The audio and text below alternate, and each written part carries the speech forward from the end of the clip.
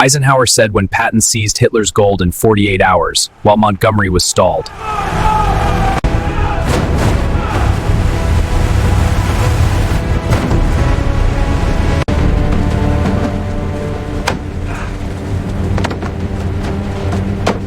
April 1945. The German front is collapsing. Cities are falling daily. But somewhere in the dying Reich, greatest fortune in European history is hidden. Eisenhower knows it exists. The intelligence reports speak of trainloads of gold, priceless art, currency reserves from every conquered nation. The assumption at Supreme Headquarters is that finding it will take months, maybe years. They're planning search teams, organizing investigation units, preparing for a long hunt through the rubble of Germany. Then, on April 8th, a coded message arrives at Schaeff from Patton's Third Army headquarters. It's terse, almost casual. Eisenhower reads it twice, certain there's been a mistake. The message doesn't report a city captured or an enemy division destroyed. It reports a discovery, a salt mine near the village of Merkers in Thuringia. Patton hasn't stumbled onto a hidden cache or a minor depot. He has seized the entire wealth of the Third Reich, 400 tons of gold, billions in currency, priceless masterpieces, the entire financial reserve of Nazi Germany. And he did it in 48 hours while Montgomery was still arguing about bridging the Rhine. In the final months of the war, as Allied armies closed in from west and east, Nazi Germany faced a problem as urgent as the military collapse: what to do with the wealth of the Reich. This was not merely the gold reserves of the German state. This was the accumulated plunder of a decade of conquest. Gold confiscated from Jewish families across Europe, currency stolen from national banks in Poland, France, Belgium, Holland, and Czechoslovakia, art masterpieces looted from museums, private collections in every occupied country, personal wealth of SS officers who had enriched themselves through murder and theft, and the industrial diamonds, platinum, and precious metals Germany had stockpiled for its war machine. Total value was staggering. Conservative estimates placed it at over $10 billion in 1945 currency, equivalent to hundreds of billions today. More importantly, this wealth represented something beyond mere money. It was the financial foundation of post-war Europe. Whoever controlled it would have enormous leverage over reconstruction, over reparations, over the economic future of the continent. The Nazis understood this, so did the Allies, and so, crucially, did the Soviets. In Berlin, as Soviet artillery began to range on the city, frantic efforts were underway to hide the Reich's wealth. Special trains were loaded in the dead of night. Trucks moved through blacked-out streets carrying crates that required armed SS guards. The destinations were carefully chosen. Remote locations, defensible positions, places that might be held even as Germany collapsed. Castles in Bavaria, fortified caves in Austria, and deep in central Germany, complex of salt mines near the town of Merkers in Thuringia. The Merkers mine was perfect for Nazi purposes. It extended nearly 2,000 feet below the surface, with miles of tunnels carved into solid salt. The environment was stable, cool, and dry, ideal for preserving documents and art. The location was central enough to be accessible, but remote enough to be hidden. And the depth meant invulnerable to bombing. Starting in February 1945, as the military situation became desperate, the Reichsbank began transferring its reserves to Merkel. Train after train arrived at night, unloading their precious cargo to be hauled down into the depths. The Allied command was well aware that this wealth existed somewhere. Intelligence reports mentioned gold shipment. Captured documents referenced art repositories. Interrogated prisoners spoke of special trains heading to unknown destinations. But the information was fragmentary, contradictory, maddeningly vague. The Germans had hidden their treasure well. Eisenhower assigned teams to track down leads, but with Germany still resisting, with battles still being fought. The search for gold was necessarily a secondary priority. The assumption at Schaeff was that after Germany surrendered, investigators would have time to piece together the puzzle, to track the money trail, to recover what could be recovered. There was another complication, one that added urgency to the search.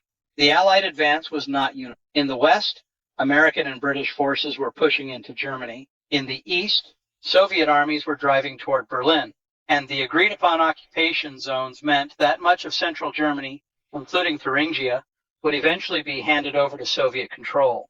If the Nazi gold was in the Soviet zone, if the Red Army reached it first, They would disappear behind the Iron Curtain. Stalin would seize it, claim it as war reparations, and use it to rebuild the Soviet Union. The Western Allies would get nothing. This created a race, though not one openly acknowledged. Officially, the Allies were partnered, coordinating their advance, sharing intelligence, working toward common victory. Unofficially, there was intense competition to reach key objectives first, and few objectives were as valuable as the Nazi gold reserve. The problem was that no one knew exactly where to look.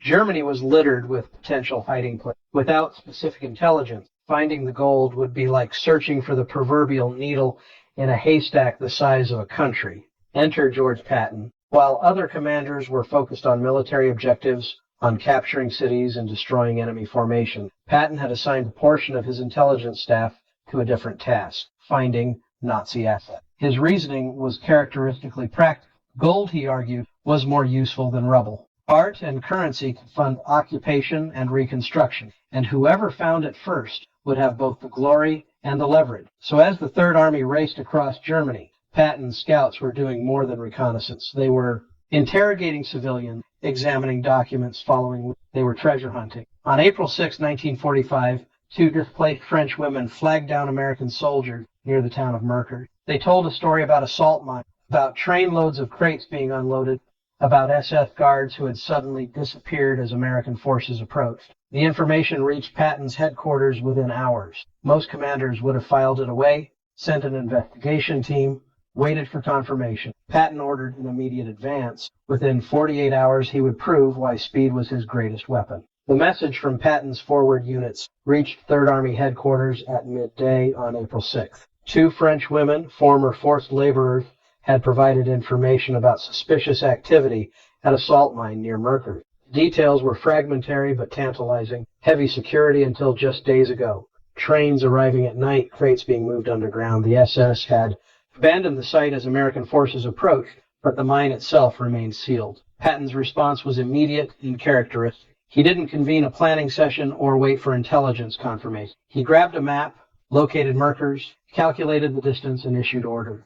Combat command from the 90th Infantry Division would move on the mine immediately. They would secure the site, prevent any German demolition attempts, and determine what, if anything, was hidden there. Speed was essential. Every hour of delay increased the risk that retreating Germans might destroy whatever was hidden, or that the site might fall into Soviet hands as occupation zones were finalized. The American advance on Mercurs was unlike typical combat operations. This wasn't about taking ground or destroying enemy forces. This was a raid with a specific objective. Combat command moved fast, bypassing resistance, using speed and surprise rather than firepower. They reached the mine complex on April 7th, less than 24 hours after receiving the initial intelligence. German defenders had already fled. The mine entrance was unguarded, but it was also sealed with massive doors designed to prevent unauthorized entry. American engineers examined the doors. They were formidable, designed to withstand significant force. The normal procedure would be to find keys, locate mine officials who could open them, or carefully breach them to avoid damaging whatever was inside. Patton's orders allowed no such delay. He had not sent his men racing across Germany to wait politely at a locked door. The engineers placed shaped charges. The explosions echoed through the tunnels, and the doors, built to keep intruders out, were blown inward. What the first American soldiers saw as they entered the Mercurs mine would have seemed like fiction if it hadn't been meticulously photographed and documented. The main shaft descended nearly 2,000 feet into the earth. Elevators, still functioning, carried the soldiers down into darkness. At the bottom, a network of tunnels stretched in every direction, carved from solid salt, gleamed in the light of their flashlights. And in one particular chamber, room number 8, they found what they had been sent to find. The gold was stacked in neat rows, 400 tons of it, thousands of gold bars, each stamped with the eagle and swastika of the Reichsbank. The 1945 value was calculated at over $250 million, but that number captured only a fraction of the true worth.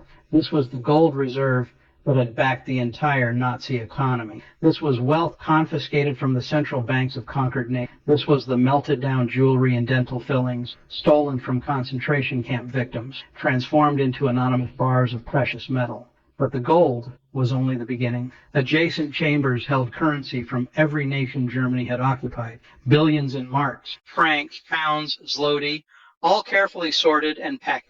There were bags of diamonds and other precious stones, industrial platinum, rare metals essential for manufacturing. The Nazis had cataloged and stored the wealth of Europe with the same meticulous efficiency they had applied to every aspect of their regime. And then there was the art. In climate-controlled sections of the mine, protected from moisture and temperature variations, the soldiers found masterpieces. Paintings that had hung in the great museums of Europe before being stolen by the Nazis. Works by Rembrandt, Raphael, Dürer, and dozens of other masters. Sculptures, tapestries, religious artifacts of incalculable cultural value. The Nazis had intended to use this art to stock Hitler's planned Führermuseum in Linz, a monument to German cultural supremacy. Instead, it sat in crates in a salt mine, waiting to be liberated. The American troops moving through the mine understood immediately that this was more than a tactical success. This was a strategic and symbolic victory of the highest magnitude. They were not just seizing gold and art. They were recovering the stolen wealth of millions of victims. They were denying the Nazis any hope of using hidden assets to finance a post-war resistance. They were preventing the Soviets from claiming the treasure for themselves. And they were handing Supreme Allied Commander Eisenhower a prize beyond anything military planners had anticipated. Within hours of the initial discovery, Patton's headquarters transmitted a secure message to Schaff. The message was factual, almost understated in typical military fashion. It reported the capture of the Merkers mine, discovery of significant Reichsbank assets, and a request for immediate instruction on securing and inventorying the find. But between the lines, the message delivered a shock to Allied. Patton had done it again, while others planned and coordinated, while Montgomery methodically crossed. Rivers and Bradley organized supply lines. Patton had seized the greatest prize of the war in a 48-hour raid that would have seemed reckless to any other commander. A secure teletype message from Patton's headquarters arrived at Schaff in the early evening of April 8th. The duty officer read it twice, certain there had been a transmission error. The message claimed that Third Army forces had discovered and secured a major Reichsbank repository containing hundreds of tons of gold, vast quantities of currency, and significant art treasure. The duty officer immediately took the message to Eisenhower's chief of staff, who had the same reaction. This had to be an exaggeration, a misunderstanding, or one of Patton's characteristic embellishments. Eisenhower was briefed within the hour. His initial response was skepticism bordering on disbelief. He knew Patton's reputation for aggressive action and self-promotion. He knew that Patton tended to describe his accomplishments in the most dramatic terms possible, and he knew that intelligence about Nazi gold hoards had proven notoriously unreliable throughout the campaign. Every week brought reports of hidden treasures that turned out to be minor caches or complete fabrications. The idea that Patton had stumbled onto the entire Reichsbank reserve in a single operation seemed too convenient, too dramatic, too much like something out of an adventure novel. But Eisenhower also knew that Patton, for all his showmanship, didn't lie about fact. If Patton's headquarters was reporting gold and art, then something significant had been found. The question was scale. Was this a major discovery, or was Patton inflating a modest find into a legendary treasure? Eisenhower ordered immediate verification. He wanted independent confirmation, detailed inventory, and photographic evidence, and he made it clear that if this turned out to be another wild exaggeration, Patton would answer for wasting everyone's time. The verification came within 24 hours, and it exceeded even Patton's dramatic descriptions. Third Army had not exaggerated. If anything, the initial reports had understated the magnitude of the discovery. The gold alone weighed over 400 tons. Currency reserves represented billions in pre-war value. The art collection included some of the most famous works in European history. This was not a cache. This was not a depot. This was the entire portable wealth of the Third Reich, captured intact, because Patton's forces had moved too fast for the Germans to destroy it or evacuate. Eisenhower's disbelief transformed into something more complex, a mixture of elation, relief, and a grudging admiration for Patton's uncanny ability to be in the right place at the right moment. The strategic implications were immediately clear. The wealth of Merkers would fund reconstruction efforts across Europe.